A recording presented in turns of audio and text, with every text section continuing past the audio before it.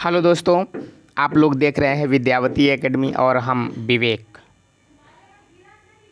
हम आप लोग से ये बताना चाहते हैं कि अग्निवीर के सिलेबस के तहत अभी तक उसका परीक्षाएं एक बार भी नहीं हुआ था। तो अग्निवीर आर्मी के परीक्षाओं को एनालिसिस किया गया और देखा गया कि कौन सा प्रश्न अग्निवीर में पूछा जा रहा है, और हमारी टीम कुछ प्रश्नों को लेकर आप लोगों के सामने आ रही है जो मोस्ट एक्सपेक्टेड क्वेश्चंस है।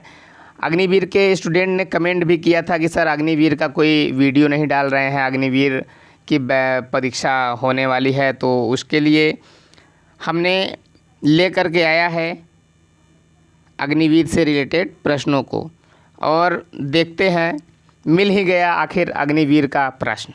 प्रश्न नंबर 1, हमारे शरीर में किस विटामिन की कमी से चोट लगने पर रक्त लगातार बहता रहता है? जो हमारा शरीर है उसमें चोट लगने पर लगातार रक्त किस विटामिन की कमी से बहता रहता है? तो उत्तर हो जाएगा विटामिन के। किस वैज्ञानिक ने ग्रहों की गति के सिद्धांत को प्रतिपादित किया था? उत्तर हो जाएगा केपलर। तीसरा, किस कोशिका की आत्महत्या की थैली के नाम से जाना जाता है? उत्तर हो जाएगा लाइसोसोम। एलपीजी गैस में गंध के लिए क्या मिलाया जाता है? मिथाइल मरकप्टेन को मिलाया जाता है। मानव शरीर की सबसे लंबी कोशिका कौन सी होती है? तंत्रिका कोशिका, या जिसे हम तंत्रिका तंत्र के नाम से भी जानते हैं। अक्सर रेगिस्तान में बनने वाली मृग मरीचिका किस सिद्धांत पर कार्य करता है? पूर्ण आंतरिक परावर्तन पर कार्य करता है। प्रश्न नंबर 7, अचानक मुक्त रूप से गिरती हुई लिफ्ट में एक व्यक्ति का वजन हो जाता है। यदि लिफ्ट फ्री हो जाए, नीचे गिरने लगे, तो कोई भी व्यक्ति जो उसका वजन 0 हो जाता है लिफ्ट में। वायुमंडल की वह सतह जिससे होकर रेडियो तरंगे परावर्तित होकर पृथ्वी पर आती है कहलाती है आयनोस्फीयर। आयनोस्फीयर से हमारी जो सूर्य की किरणें हैं वो परावर्तित होकर के पृथ्वी तक आती है। हमारी पृथ्वी का पलायन वेग कितना होता है? 11.2 किलोमीटर प्रति सेकेंड का जो वेग होता है वो पृथ्वी का पलायन वेग होता है। हमारे शरीर में प्रोटीन का संश्लेषण कहाँ होता है? राइबोसोम। वह स्थान है राइबोसोम जहाँ हमारे शरीर में प्रोटीन का सिंथेसिस होता है। आगे देख लेते हैं प्रश्न नंबर 11। कह रहा है कि किस वैज्ञानिक ने रेडियो एक्टिव पदार्थों की खोज की थी? आप सभी लोग जानते हैं, इनका नाम हेनरी बेकरल है। हेनरी बेकरल ने रेडियो एक्टिव पदार्थ की खोज की थी। लोहे में जंग लगना किस प्रकार की अभिक्रिया का उदाहरण है? ऑक्सीकरण अभिक्रिया का। लोहे में जो जंग लगता है वो ऑक्सीकरण अभिक्रिया का उदाहरण है। हवा में किस गैस की उपस्थिति के कारण पीतल हवा में फीका पड़ जाता है? जो पीतल होता है वह कहीं कहीं आप देखते हैं कि पीतल के जो मूर्तियां बनाई जाती है वो धीरे धीरे हरे दिखाई देने लगते हैं, तो हाइड्रोजन सल्फाइड के कारण ऐसा देखने को मिलता है। हमारे शरीर में श्वेत रक्त कोशिकाओं, जिसे हम वाइट ब्लड सेल्स का जो मुख्य कार्य है वह शरीर को बीमारियों से बचाना या प्रतिरक्षित करना। वायरोलॉजी के अंतर्गत किसका अध्ययन किया जाता है? जैसा कि वायरस से संबंधित इस टर्मिनोलॉजी का प्रयोग किया गया है। वायरोलॉजी का संबंध वायरस से है, जिसे हम विषाणु कहते हैं। किन धातुओं को मिश्रित करके स्टेनलेस स्टील का निर्माण किया जाता है?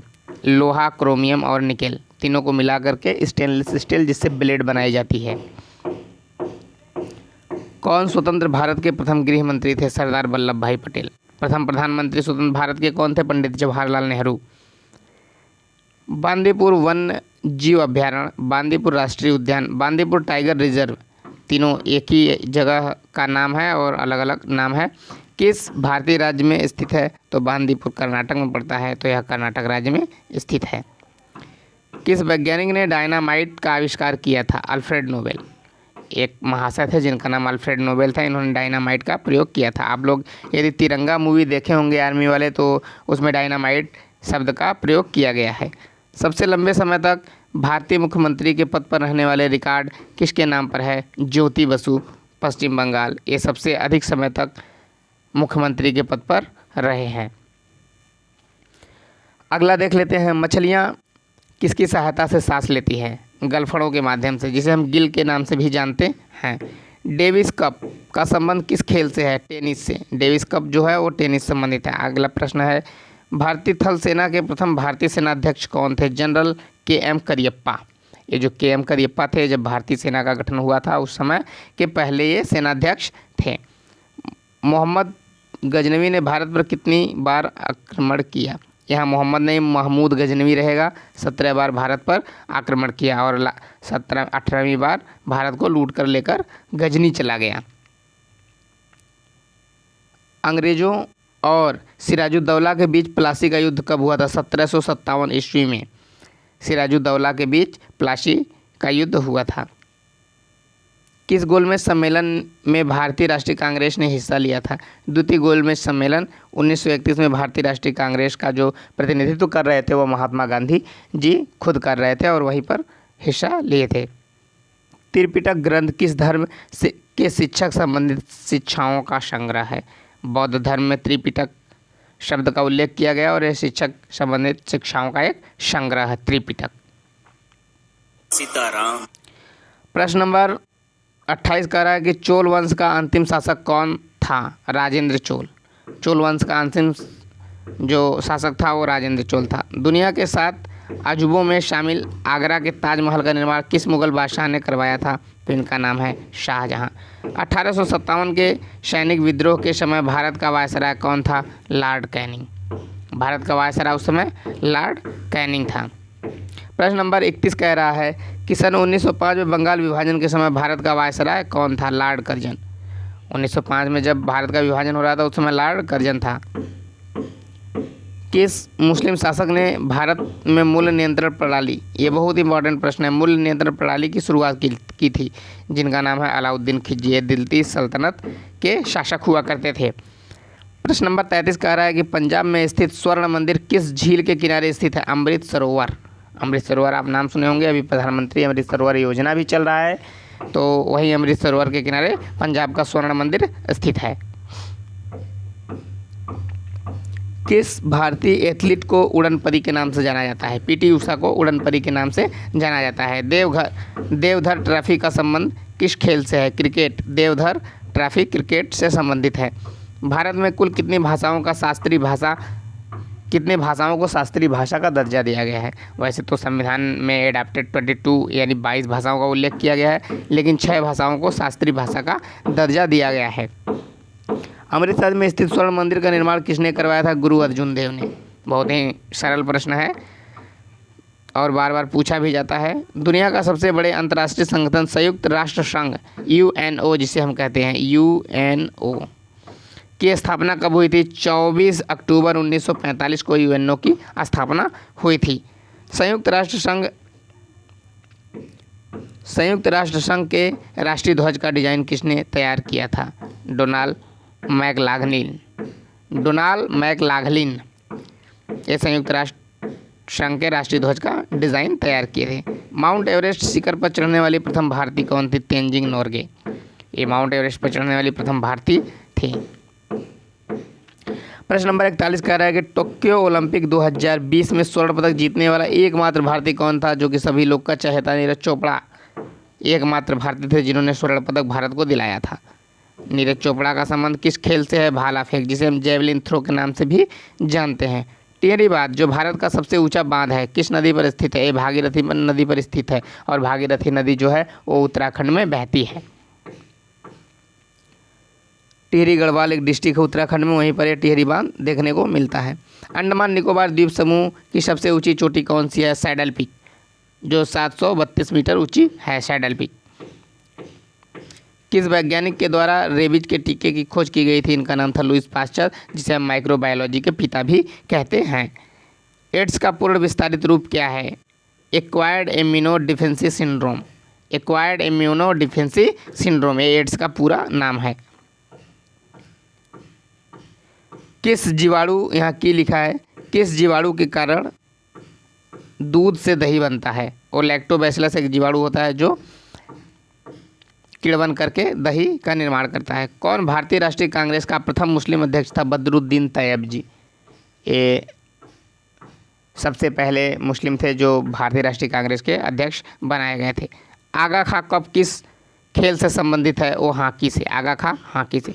किस मिश्र धातु का प्रयोग कर कांसा बनाया जाता है? तांबा और टीन। तांबा और टीन का प्रयोग कर कांसे का निर्माण किया जाता है। प्रश्न नंबर 51 कह रहा है कि भारत का पूर्व से पश्चिम तक का विस्तार कितना है? 2933 किलोमीटर। यदि हम पूर्व से पश्चिम तक भारत के विस्तार की बात करें तो 2933 किलोमीटर पड़ जाता है। डिस्कवरी ऑफ इंडिया पुस्तक के लेखक कौन है? पंडित जवाहरलाल नेहरू। हमारे भारत के राष्ट्रपति को राष्ट्रपति पद की शपथ कौन दिलाता है? सर्वोच्च न्यायालय का न्यायाधीश। अब आप लोग कमेंट करके बताइए कि इस समय जो सर्वोच्च न्यायालय का न्यायाधीश है वो कौन है? जल्दी से कमेंट करके बताइए। सन 1983 के क्रिकेट विश्व कप विजेता भारतीय क्रिकेट टीम के कप्तान कौन थे? जिनका नाम कपिल देव है। इनके समय में भारत विश्व कप 1983 में जीता था। भारत का सर्वोच्च खेल पुरस्कार कौन से है? जिसे मेजर ध्यानचंद खेल पुरस्कार के नाम से जानते हैं। इसका पहले नाम राजीव गांधी खेल रत्न पुरस्कार हुआ करता था। भारत का प्रथम गवर्नर जनरल कौन था? William Bentinck. William Bentinck Bharat का प्रथम गवर्नर जनरल था। बिस्मिल्लाह खां कौन सा वाद्य यंत्र बजाते थे? बिस्मिल्लाह खां शहनाई के लिए प्रसिद्ध है। स्वाइन फ्लू बीमारी किस विषाणु से फैलती है? HINI। अभी स्वाइन फ्लू का प्रकोप चल रहा है वर्तमान में, तो इससे पूछे जाने का संभावना अधिक है और यह पूछा भी गया है। अर्जुन पुरस्कार की शुरुआत किस वर्ष हुआ था? 1961 में अर्जुन पुरस्कार की शुरुआत की गई थी। किस गुप्त शासक के शासनकाल के दौरान विदेशी यात्री फायान भारत आया था? चंद्रगुप्त द्वितीय। चंद्रगुप्त द्वितीय गुप्त वंश का एक शासक था। इनके शासनकाल में फायान जो चीनी यात्री था यह भारत आया था। प्रश्न नंबर 61 कह रहा है कि महाराष्ट्र में स्थित अजंता की गुफाओं का निर्माण किसके शासनकाल में हुआ था? गुप्त शासनकाल में अजंता की गुफाओं का निर्माण किया गया था। मौर्य वंश का अंतिम शासक कौन था? इनका नाम बृहद्रथ था। बृहद्रथ की हत्या कर पुष्यमित्र शुंग ने शुंग वंश की स्थापना की थी। जनसंख्या की दृष्टि से विश्व के पश्चिमी गोलार्ध में, पूरा विश्व की बात कर रहे हैं, पश्चिमी गोलार्ध में स्थित सबसे बड़ा देश कौन सा है? संयुक्त राज्य अमेरिका। क्योंकि पूर्वी गोलार्ध में तो भारत और चाइना से बड़ा कोई हो नहीं सकता है, तो पश्चिमी गोलार्ध में अमेरिका है। किस देश को एशिया का प्रवेश द्वार कहा जाता है? ये देश का नाम है टर्की, जिसे हम तुर्की के नाम से भी जानते हैं। क्षेत्रफल की दृष्टि से विश्व का सबसे बड़ा लैंड लॉक्ड देश कौन सा है? उसका नाम है कजाकिस्तान। निक्स ओलंपिया जो हमारे सौरमंडल का सबसे ऊंचा पर्वत है किस ग्रह पर स्थित है? मंगल ग्रह पर। हमारे अभी तो आप लोगों ने सुना ही होगा कि पूछता है कि विश्व का सबसे ऊंचा पर्वत कौन सा है, तो हम लोग उसे बताते हैं माउंट एवरेस्ट। लेकिन यह सौरमंडल का सबसे ऊंचा पर्वत पूछ दिया है, तो मंगल ग्रह पे निक्स ओलंपिया नाम का एक पर्वत स्थित है। अंडमान द्वीप समूह और निकोबार द्वीप समूह को कौन सा अक्षांश पृथक करता है? तो ये 10 डिग्री चैनल है, जिसे 10 डिग्री उत्तरी अक्षांश के नाम से जानते हैं। ये अंडमान द्वीप समूह और निकोबार द्वीप समूह को अलग करता है। किन दो देशों की अंतर्राष्ट्रीय सीमा रेड क्लिफ रेखा कहलाती है? भारत और पाकिस्तान के बीच खींची गई जो रेखा है उसे रेड क्लिफ के नाम से जानते हैं। और भारत और चीन के बीच जो रेखा खींची गई उस रेखा को किस नाम से जानते हैं? आप लोग कमेंट करके बता दीजिए। प्रश्न नंबर 69 का रहा है केसर का उत्पादन करने वाला एकमात्र भारतीय राज्य केंद्र शासित प्रदेश कौन सा है? जम्मू और कश्मीर। पहले तो ये राज्य हुआ करता था, लेकिन अभी इससे 70 धारा को हटा करके UT बना दिया गया है और यहाँ पर केसर का उत्पादन सर्वाधिक होता है। जम्पुई पर्वत श्रृंखला किस भारतीय राज्य में स्थित है? भारतीय राज्य का नाम है त्रिपुरा, जो बांग्लादेश से 3 तरफ से घिरा हुआ है। जो बांग्लादेश जो हमारा पड़ोसी देश है उससे 3 तरफ से घिरा हुआ हमारा स्टेट है यह त्रिपुरा। कभी कभी यह भी क्वेश्चन पुटअप कर लेता है। प्रश्न नंबर 71 पर हम लोग आ गए। अब कुछ ही देर और इंतज़ार आप लोग कीजिए, क्योंकि 100 क्वेश्चन का यह सीरीज है। प्रश्न नंबर 71 हमारी पृथ्वी की ऊपरी परत को कहते हैं? भूप्रपट्टी कहते हैं। ये तो ऑप्शन देखते हैं आप लोग लगा देंगे। किस महासागर में बरमूडा ट्रायंगल स्थित है? बरमूडा जो ट्रायंगल है वो नॉर्थ अटलांटिक महासागर में स्थित है। किस प्रकार के चट्टानों में खनिज तेल एवं कोयला पाया जाता है? तो अवसादी चट्टानें होती हैं, इसमें यह पाया जाता है। यहाँ कामम लिखा है, यहाँ कार्डमम रहेगा। कार्डमम जैसे इलायची पहाड़ी जिसे भारत की इलायची पहाड़ी कहा जाता है, किस राज्य में स्थित है? तो सब लोग जानते हैं कि जो इलायची का सर्वाधिक उत्पादक राज्य है वो केरल है, तो वहीं पर इलायची पहाड़ी या कार्डमम पहाड़ी देखने को मिलेगी। कौन सा दर्रा भारत के कोलकाता और मुंबई शहर को आपस में जोड़ता है? ये भोरघाट दर्रा है, भोरघाट दर्रा। गंगा नदी एवं ब्रह्मपुत्र नदी की संयुक्त जलधारा को किस नाम से जानते हैं? मेघना नदी के नाम से जानते हैं। किसको? गंगा और ब्रह्मपुत्र की संयुक्त धारा को मेघना नदी के नाम से जानते हैं। लोकपाल और लोकायुक्त अधिनियम किस वर्ष लागू किया गया था? तो जो लोकपाल अधिनियम है वो 2014 में लागू किया गया था। अब संविधान से प्रश्न आ चुके हैं, आप लोग ध्यान से पढ़िएगा इसे। संविधान सभा ने राष्ट्रीय ध्वज तिरंगा का स्वरूप कब अपनाया था? सभी लोग को जुबान पर होना चाहिए यह प्रश्न। अग्निवीर यदि परीक्षा आप लोग देने जा रहे हैं तो, यदि अग्निवीर का नौकरी लेना है तो जुबान पे प्रश्न होना चाहिए, जिसका उत्तर है 22 जुलाई सन 1947 को हमारा राष्ट्रीय ध्वज अपनाया गया था। भारतीय संविधान में संशोधन प्रणाली किस देश के संविधान से लिया गया है? तो ये साउथ अफ्रीका का एक संविधान था, वहाँ से भारतीय संविधान की संशोधन प्रणाली लिया गया है और संशोधन का प्रावधान अनुच्छेद 368 में किया गया है। भारत के संविधान में प्रथम संशोधन किस वर्ष हुआ? 1951 में, और 1951 में प्रथम संशोधन के साथ भारत में 9वीं अनुसूची जोड़ी गई। आप लोग ध्यान देते रहिएगा क्योंकि मैं एडिशनल चीज़ों को भी आप लोगों के सामने रख दे रहा हूँ। प्रश्न नंबर 81। प्रश्न नंबर 81 कहता है कि भारतीय संविधान का कौन सा अनुच्छेद भारत के राष्ट्रपति, यहाँ राष्ट्रपति लिखा है, राष्ट्रपति को अध्यादेश जारी करने का अधिकार देता है? तो अनुच्छेद 123। जो अनुच्छेद 123 है वो राष्ट्रपति को अध्यादेश जारी करने का अधिकार प्रदान करता है। किस संविधान संशोधन के द्वारा मतदान की आयु 21 वर्ष से घटाकर 18 वर्ष कर दी गई? यह क्वेश्चन एक बार नहीं सैकड़ों बार पूछा जा चुका है। एसएससी जीडी हो गया, सीआरपीएफ कांस्टेबल हो गया, उत्तर प्रदेश पुलिस हो गया, बिहार पुलिस हो गया, तो अग्निवीर हो गया, सभी एग्ज़ाम में यह प्रश्न जरूर पूछा जाता है। तो यह 61वां संविधान संशोधन 1989 में जो उम्र थी वो 21 वर्ष से घटाकर 18 वर्ष कर दी गई थी। भारतीय संविधान की किस अनुसूची में पंचायती राज व्यवस्था से संबंधित प्रावधान है? तो 11वीं अनुसूची में पंचायती राज व्यवस्था से संबंधित प्रावधान है, और 12वीं अनुसूची जो है उसमें नगर निकाय या नगर पंचायत से संबंधित प्रावधान है। आप लोग उसे भूलिएगा नहीं। सौरमंडल के किस ग्रह को लाल ग्रह कहा जाता है? तो मंगल ग्रह, जो जिस पे आयरन ऑक्साइड बहुत ज़्यादा है और यह देखने में लाल दिखता है, तो इसे लाल ग्रह के नाम से जानते हैं। सौरमंडल का वह ग्रह जो मीथेन गैस की अधिकता के कारण धुंधले हरे रंग का नज़र आता है, उसका नाम है वरुण। ये धुंधले हरे रंग का नज़र आता है और यह गैसीय ग्रह के रूप में जाना जाता है। इस पे आइस और गैस मिलेगा। पृथ्वी का सबसे निकटतम तारा कौन सा है? आप लोग जानते हैं कि सूर्य एक तारा है और वह तारा सबसे निकट है। आकार के अनुसार सौरमंडल का सबसे छोटा ग्रह, जिसे हम बुध के नाम से जानते हैं, ये आकार में बहुत छोटा ग्रह है।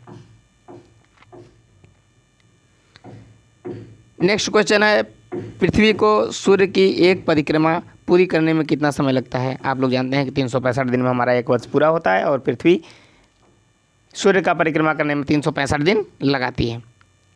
शनि ग्रह सूर्य की परिक्रमा कितने वर्षों में पूरी करता है? तो 29.45 वर्ष, मतलब कि 29.5 वर्ष लगभग शनि सूर्य की परिक्रमा करने में इतना समय लगाता है। सूर्य के प्रकाश को पृथ्वी तक पहुंचने में कितना समय लगता है? 8 मिनट 16 सेकेंड, 8.16 मिनट भी कह सकते हैं। प्रश्न नंबर 91। प्रश्न नंबर 91 कह रहा है कि कौन सा ग्रह सूर्य से सबसे दूर स्थित है? तो वरुण सबसे दूर स्थित ग्रह है। पहले प्लूटो हुआ करता था, लेकिन प्लूटो अब उसे ग्रह की श्रृंखला में नहीं रखा गया है। किस स्थिति को नीला ग्रह के नाम से जाना जाता है? तो पृथ्वी, हमारी पृथ्वी जब अंतरिक्ष से देखेंगे तो नीले कलर की दिखाई देती है, तो उसे हम नीला ग्रह के नाम से जानते हैं। सौरमंडल का सबसे बड़ा उपग्रह कौन सा है? उसे हम गैनीमेड के नाम से जानते हैं। गैनीमेड, जिसे हम बृहस्पति का यह उपग्रह है। किसका उपग्रह है? बृहस्पति का। बृहस्पति एक ग्रह है, उसका उपग्रह गैनीमेड है। किस ग्रह के सर्वाधिक उपग्रह हैं? बृहस्पति के सर्वाधिक उपग्रह है। किस ग्रह के पास एक भी उपग्रह नहीं है? बुध और शुक्र। ये 2 ऐसे ग्रह हैं जिनके पास एक भी उपग्रह नहीं है। कौन सा ग्रह पूरब से पश्चिम की ओर परिक्रमा करता है? अरुण और शुक्र, अरुण और शुक्र, जिसे हम यहाँ यूरेनस और वीनस के नाम से जानते हैं। भारत में अंतरिक्ष कार्यक्रम की शुरुआत कब की गई थी? 1969 में अंतरिक्ष कार्यक्रम की शुरुआत भारत में की गई थी, 1969 में। भारत का पहला उपग्रह कौन सा है? भारत जो पहला सैटेलाइट लॉन्च किया था उनका नाम आर्यभट्ट था। भारत का पहला मौसम उपग्रह कौन सा है? उसे मैटसेट के नाम से जानते हैं। भारत ने अपना पहला अंतरिक्ष उपग्रह किस देश की सहायता से भेजा था? तो वह रूस हमारा पहले से बहुत बड़ा मित्र रहा है। तो यहाँ पर हमारा वीडियो ख़त्म होता है। थैंक्स दोस्तों, आप लोग हमारे वीडियो में बने रहें और अग्निवीर से संबंधित यहाँ पर जो भी प्रश्न पूछे जा रहे हैं उसको डायरेक्ट एनालिटिक करके आप लोगों के सामने प्रस्तुत किया गया है। उम्मीद करते हैं कि हमारा वीडियो पसंद आया होगा, और यदि आप लोगों को वीडियो पसंद आया है तो आप लोग सबसे पहले वीडियो को लाइक कर दीजिए। यदि आप लोग चैनल पर नए हैं तो चैनल को सब्सक्राइब कर दीजिए। और आप लोगों के लिए एक ज़रूरी सूचना कि ये जो क्लास नोट्स का PDF है यह आप लोगों को इस वीडियो के डिस्क्रिप्शन लिंक में दे दिया जाएगा, और वहाँ से आप लोग PDF को भी डाउनलोड कर सकते हैं। तो धन्यवाद दोस्तों, मिलते हैं अगले वीडियो में।